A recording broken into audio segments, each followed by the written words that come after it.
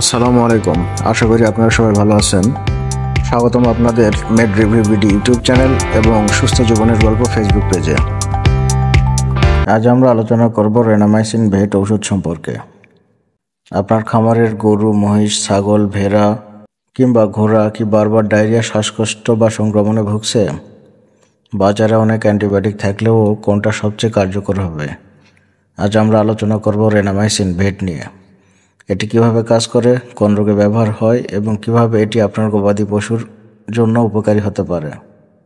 তার আগে আপনারা যদি আমাদের চ্যানেলে নতুন হয়ে থাকেন তাহলে অবশ্যই আমাদের চ্যানেলটি সাবস্ক্রাইব করবেন এবং আমাদের ভিডিও যদি আপনাদের ভালো লাগে অবশ্যই লাইক, কমেন্টস এবং শেয়ার করবেন। তো চলুন শুরু করা যাক। রেনামাইসিন ভেট হলো একটি ব্রড স্পেকট্রাম অ্যান্টিবায়োটিক যার মূল উপাদান অক্সিটেট্রাসাইক্লিন হাইড্রোক্লোরাইড ইউএসপি 500 mg পার ট্যাবলেট। এটি বিশেষভাবে পশুদের বিভিন্ন ব্যাকটেরিয়াজনিত সংক্রমণ প্রতিরোধ ও চিকিৎসার জন্য ব্যবহৃত হয়। এবার চলুন জেনে নেই রেনামাইসিন কিভাবে কাজ করে। রেনামাইসিন মূলত ব্যাকটেরিয়ার প্রোটিন তৈরি বন্ধ করে দেয়, যার ফলে ব্যাকটেরিয়া ধীরে ধীরে মারা যায়। এটি গ্রাম পজিটিভ এবং গ্রাম নেগেটিভ উভয় ধরনের ব্যাকটেরিয়ার বিরুদ্ধে কাজ করে।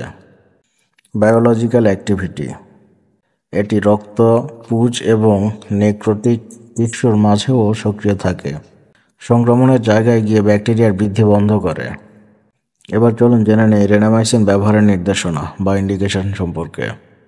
এটি গরু, মহিষ, ঘোড়া, ছাগল, ভেড়া, কুকুর ও হাঁস মুরগির জন্য ব্যবহৃত হয়।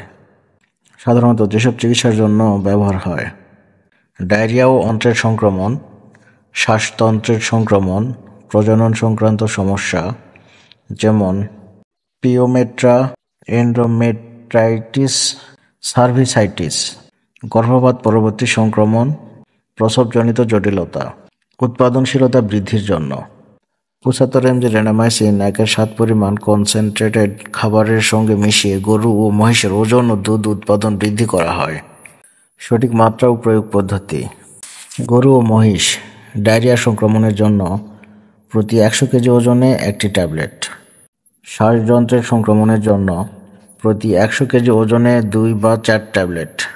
ছাগল ও ভেড়া ডায়রিয়া সংক্রমণের জন্য প্রতি 100 কেজি ওজনে 1 ট্যাবলেট। শ্বাসযন্ত্রের সংক্রমণের জন্য প্রতি 100 কেজি ওজনে 2 থেকে 4 ট্যাবলেট। ঘোড়া ডায়রিয়া ও সংক্রমণের জন্য প্রতি 100 কেজি ওজনে 1টি ট্যাবলেট। শ্বাসযন্ত্রের সংক্রমণের জন্য প্রতি 100 কেজি ওজনে 2 থেকে 4 ট্যাবলেট। প্রজনন সংক্রান্ত চিকিৎসার জন্য গরু ও মহিষ 2 থেকে 4 ট্যাবলেট সরাসরি জরায়ুতে প্রয়োগ করতে হয়। ছাগল ও ভেড়া 1 থেকে 2 ট্যাবলেট জরায়ুতে প্রয়োগ করতে হয়। এবার চলুন জেনে নেই রেনামাইসিন ব্যবহারের সতর্কতা সম্পর্কে।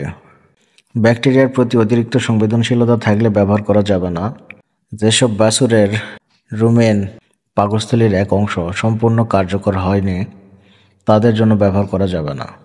সতর্কতার সমূহ: গর্ভাবস্থায় ব্যবহার করলে বাচ্চার দাঁতের রং পরিবর্তন হতে পারে। ওষুধ ব্যবহারের পরে কমপক্ষে 7 দিন জবাই করা যাবে না। বেশি পরিমাণ ওষুধ প্রয়োগ করলে বমি, পেটে ব্যথা ও ক্ষুধামন্দা দেখা দিতে পারে। পার্শ্ব প্রতিক্রিয়া বা সাইড ইফেক্ট: সাধারণ পার্শ্ব প্রতিক্রিয়া অরুচি, হালকা ডায়রিয়া, বমি ইত্যাদি। বিরল কিন্তু গুরুতর পার্শ্ব প্রতিক্রিয়া: অ্যালার্জিক রিয়াকশন, দাঁতের রং পরিবর্তন, লিভারের উপর প্রভাব। ওষুধ সংরক্ষণ ও সতর্কতামূলক ব্যবস্থা: সংরক্ষণ: 30 ডিগ্রি সেলসিয়াসের নিচে ঠান্ডা ও শুকনো স্থানে সংরক্ষণ করুন।